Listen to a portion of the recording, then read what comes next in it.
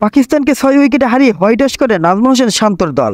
আবরার আহমেদের বল extra cover দিয়ে সীমানা ছাড়া করেন সাকিব আল হাসান। ড্রেসিং রুমের বারান্দায় দাঁড়িয়ে উল্লাস করে উঠল পুরো দল। রাওয়ালপিন্ডিতে পাকিস্তানকে টানা 2 টেস্টে হারিয়ে ইতিহাস গড়ে ফেলল বাংলাদেশ দল। এবারই প্রথম পাকিস্তানকে টেস্ট সিরিজে হারালো বাংলাদেশ। এই টেস্টে আরেকটি অনন্য রেকর্ড করছে টাইগাররা। বাংলাদেশের টেস্ট ইতিহাসের প্রথম দল যারা প্রথম ইনিংসে 30 রানের নিচে 6 উইকেট হারানোর পরও টেস্ট জিতেছে।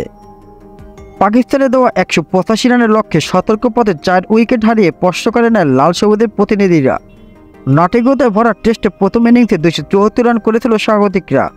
জবাব দিতে নেমে প্রথম ইনিংসে 26 রানে 6 উইকেট হারিয়ে চরম বিপদে পড়ে বাংলাদেশ। ওই অবস্থা থেকে লিটন দাস ও মেহেদী হাসান মিরাজের বিশ্ব রেকর্ড করে 165 রানের জুটিতে ঘুরে দাঁড়ায় বাংলাদেশ। লিটনের অনবদ্য 138 রানে 262 রান তুলে ফের লড়াইয়ে বাংলাদেশ। এরপর বোলারদের পালা। দ্বিতীয় ইনিংসে পাকিস্তানকে 172 রানে আটকে দিতে বাংলাদেশের 3 পেসার মিলে নেন 10 উইকেট। টেস্টে এই কৃতি বাংলাদেশের প্রথম। এর মধ্যে হাসান মাহমুদ নেন 5 উইকেট। লিটন মিরাজের ব্যাটিংয়ের বীরত্বের পর দ্বিতীয় ইনিংসের বোলিং দুর্দান্ত এক জয়ের পরিস্থিতি তৈরি করে দেয়।